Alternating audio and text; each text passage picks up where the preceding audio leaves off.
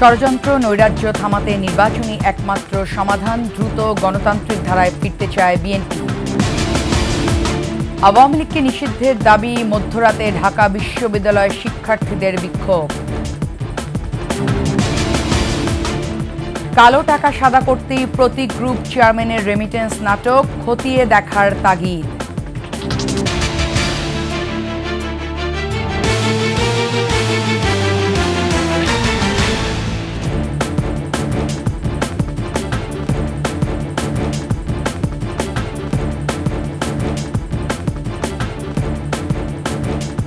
শুনছিলেন সংবাদ শিরোনাম। আমন্ত্রণ ২১ সংবাদে আপনাদের সাথে আছে আমি লুবনা রহমান। দর্শক, ২১ টেলিভিশনের সংবাদ একসাথে সরাসরি দেখতে পাবেন আমাদের ফেসবুক পেজ www.facebook.com/2124 অনলাইনে। এছাড়া সাবস্ক্রাইব করতে পারেন www.youtube.com/21ETV চ্যানেলে।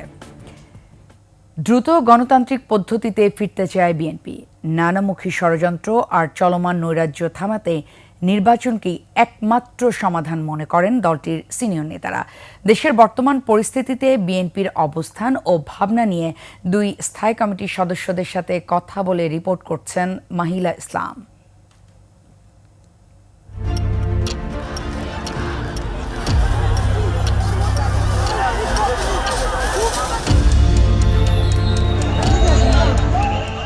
যেখানে সেখানে হুটহাট মব কালচার, অবনতির দিকে আইন শৃঙ্খলা পরিস্থিতি, একই সঙ্গে বিগত ফ্যাসিস্ট সরকারের অনুগতদের নানামুখী ষড়যন্ত্রের শঙ্কা, রয়েছে বিদেশি চাপও।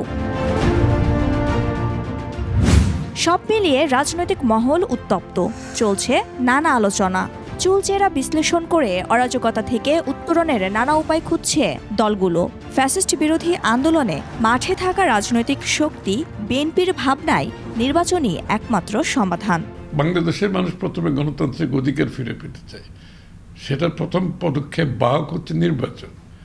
এবং সেখান থেকে আপনি একটা গণতান্ত্রিক প্রক্রিয়া যখন আসবেন, আপনার জীবনের যত সমস্যা জনগণের, দেশের, সেগুলো গণতান্ত্রিক প্রক্রিয়ার মাধ্যমে সিদ্ধান্ত হবে। শুধু আমরা না, আরো অনেকগুলো দল বলতেছে, এমনকি সেনাবাহিনীর প্রধানও তো বলেছে যে নির্বাচন সরকার এসে সব কাজ করবে।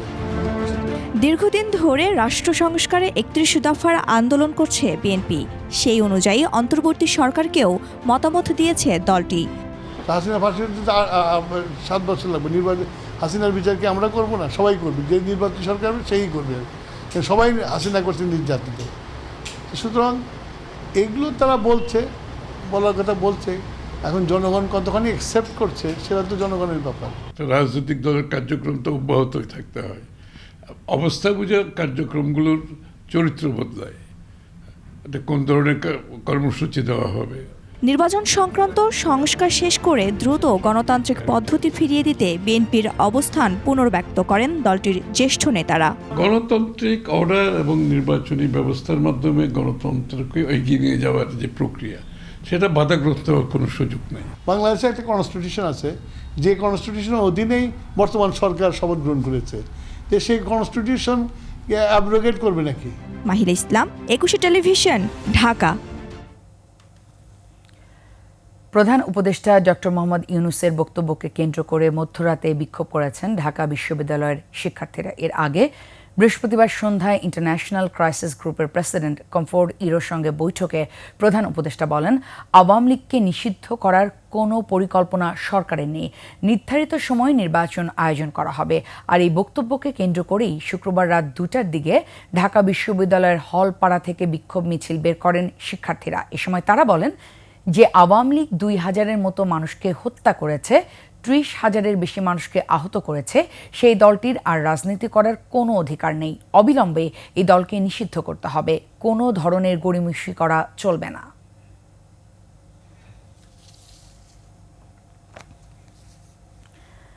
রেমিটেন্সের নামে করমুক্ত ও নগদ প্রণোদনার সুযোগ নিয়ে বিপুল রাষ্ট্রীয় অর্থ আত্মসাতের অভিযোগ উঠেছে প্রতীক গ্রুপের চেয়ারম্যান সৈয়দ মোহাম্মদ ফারুকী হাসানের বিরুদ্ধে।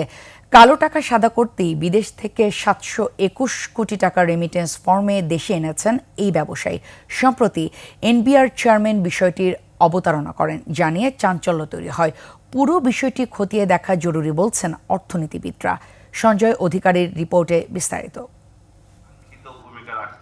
সম্প্রতি এক অনুষ্ঠানে জাতীয় রাজস্ব বোর্ডের চেয়ারম্যান আব্দুর রহমান খান জানান, দেশের এক ব্যবসায়ী 730 কোটি টাকা রেমিট্যান্স হিসেবে দেশে এনে প্রণোদনা ও কর সুবিধা নিয়েছেন।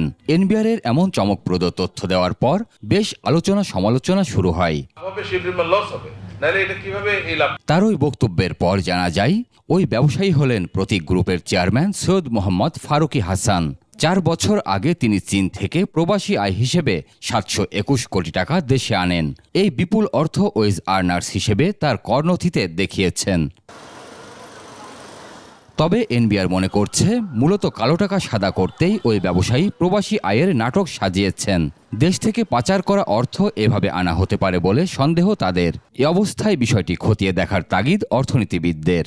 দেখতে হবে যে বৈধ উপায়ে তিনি বিভিন্ন ধরনের যে পেশা যেগুলো তিনি দাবি করছেন, তো সেটার মধ্যে নিয়োজিত রয়েছেন কিনা বা ছিলেন কিনা, তো সেটার জন্য তার বৈধ কাগজপত্র আছে কিনা, নিয়োগকারী আছে কিনা।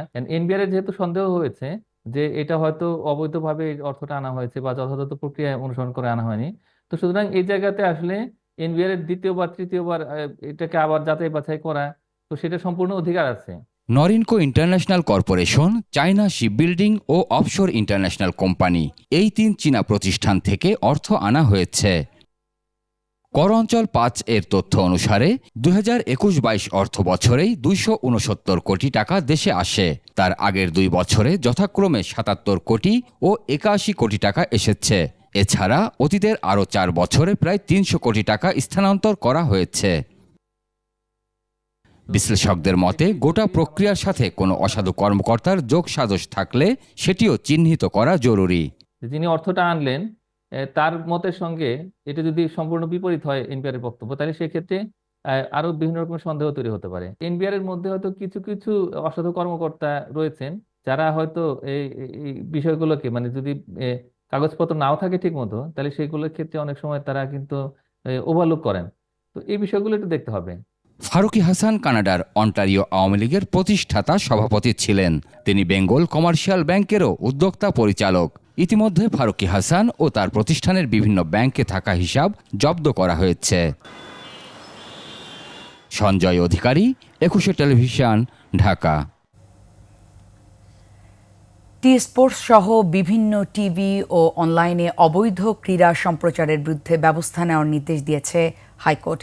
বিচারপতি ফাহমিদা কাদের এবং বিচারপতি মুবিনা আসাফের হাইকোর্ট বেঞ্চটি স্পোর্টস, নাগরিক টিভি এবং বাংলালিংকের টফি চ্যানেলে অবৈধভাবে ক্রিকেটের প্রচার, স্বত্ব ক্রয় ও সম্প্রচারের বিরুদ্ধে অবিলম্বে ব্যবস্থা নেওয়ার নির্দেশ দিয়েছেন।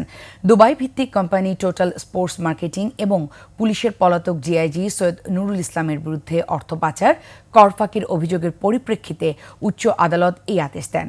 বাংলাদেশ ফাইন্যান্সিয়াল ইন্টেলিজেন্স ইউনিট এবং জাতীয় রাজস্ব বোর্ডকে বিষয়টি অবিলম্বে তদন্ত করে ব্যবস্থা নিতেও নির্দেশ দিয়েছেন আদালত।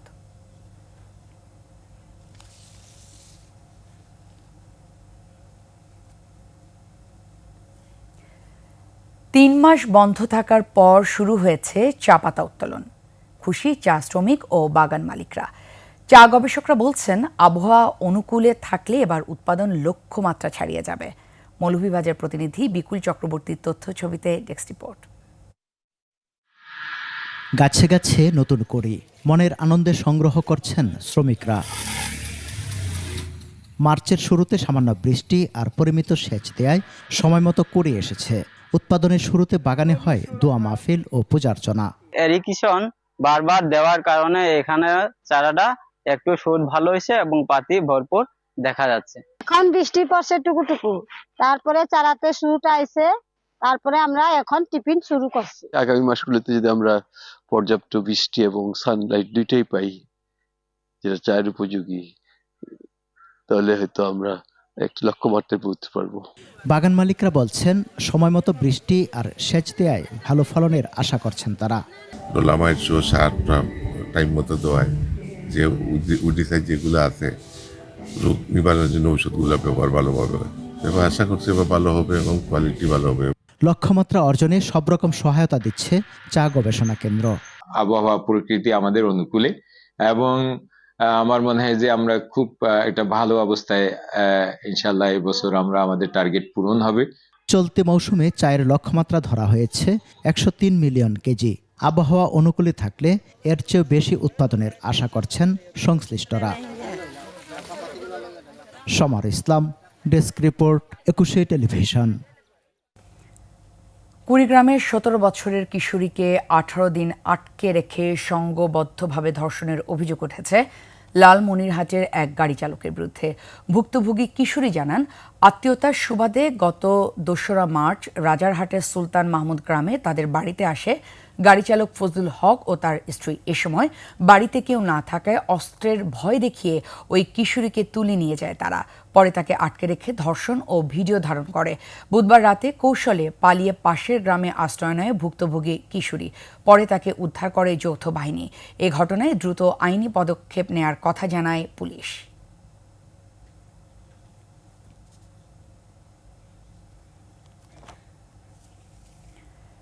কিশোরগঞ্জের ইটনা, মিঠামইন ও অষ্টগ্রাম উপজেলাকে যুক্ত করেছে অল ওয়েদার সড়ক। তবে চালু হওয়ার পর থেকেই সড়কটি নিয়ে আলোচনা সমালোচনা চলছেই। পরিবেশবিদরা বলছেন, সিলেট অঞ্চলে ঘন ঘন বন্যার জন্য এই সড়ক দায়ী। এছাড়াও জীববৈচিত্র্যে বিরূপ প্রভাব ফেলছে সড়কটি। কিশোরগঞ্জ প্রতিনিধি রুমন চক্রবর্তীর তথ্যচিত্রে ডেস্ক রিপোর্ট। 2020 সালের অক্টোবরে উদ্বোধন হয় ইটনা থেকে অষ্টগ্রাম পর্যন্ত প্রথম অল ওয়েদার সড়ক। হাওরের বুক চিরে নির্মিত প্রায় 30 কিলোমিটার সড়কটি 3 উপজেলাকে যুক্ত করেছে।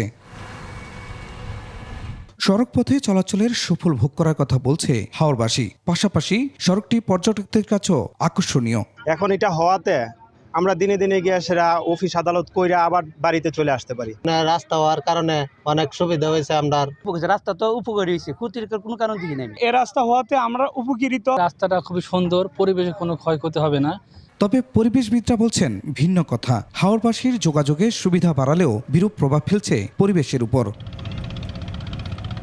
সিলেটে গত বছর বন্যার জন্য এই সড়ককে দায়ী করছেন তারা। এছাড়া জীববৈচিত্র্যের বিপন্নতার জন্য দায়ী এই সড়ক।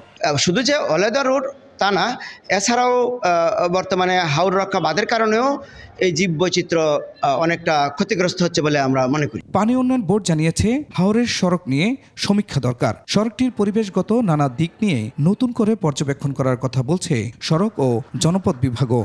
এই সমীক্ষা প্রতিবেদনের সুপারিশের আলোকেই পরবর্তীতে আমরা এই নদ নদীগুলোর নাব্যতা এবং পানি ধারণ ক্ষমতা বৃদ্ধির জন্য প্রকল্প প্রণয়ন করব কিনা সেই বিষয়ে সিদ্ধান্ত গ্রহণ করব। নতুন করে আমরা আরেকটি স্টাডি করার জন্য আমরা ইতিমধ্যে উদ্বোধন কর্তৃপক্ষের অনুমোদন চেয়েছি।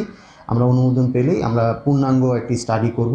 874 কোটি টাকা ব্যয়ে সড়ক পরিবহন ও মহাসড়ক বিভাগের অধীনে সড়ক ও জনপথ অধিদপ্তর প্রকল্পটি বাস্তবায়ন করে। Khurshid Alam, desk report, 21 television. দর্শক, এরই সাথে শেষ করছি 21 সংবাদ। তবে যাবার আগে সংবাদ শিরোনামগুলো আরও একবার। ষড়যন্ত্র নৈরাজ্য থামাতে নির্বাচনই একমাত্র সমাধান, দ্রুত গণতান্ত্রিক ধারায় ফিরতে চায় বিএনপি। আওয়ামী লীগকে নিষিদ্ধের দাবি, মধ্যরাতে ঢাকা বিশ্ববিদ্যালয় শিক্ষার্থীদের বিক্ষোভ। কালো টাকা সাদা করতেই প্রতি গ্রুপ চেয়ারম্যানের রেমিটেন্স নাটক, খতিয়ে দেখার তাগিদ।